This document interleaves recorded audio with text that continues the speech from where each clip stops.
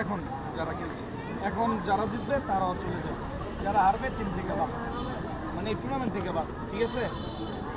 তাই আমরা সবাই একটু ভালো খেলার চেষ্টা করি। সবাই আপনাদের আগের টিম তো দেখছিনি, কোনো টিমই ভালো করছে, তা আমিও চাই আপনারা দুটো টিমই ভালো খেলে। একটা কথা বলি, আপনারা কোন কোন এলাকা? মঙ্গলখালীর টিম, এটা পারাগড় টিম, মানে এটা স্বাগতিক, এটা এর টিম।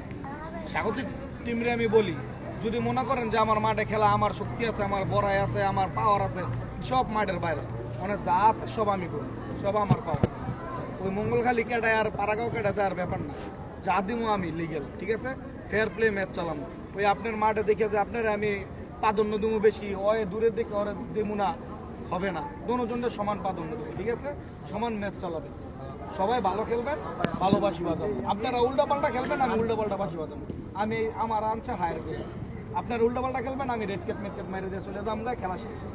আমার কোনো দায়বদ্ধ নেই, আমি আজকে এই মাঠ পাইছি, কালকে না হতে পারে, কিন্তু আপনারা টুর্নামেন্টে খেলবেন। আমি নাইলে আরেকটা রেফারি আসবে, আসবে না? অবশ্যই আসবে, কিন্তু খেলা ভালো খেলতে হবে, তাহলে আমরা পাইবেন। খেলা ভালো খেলবেন না, আমি উল্টা পাল্টা বাসি বাজাবো, কি ভাই? ঠিক আছে?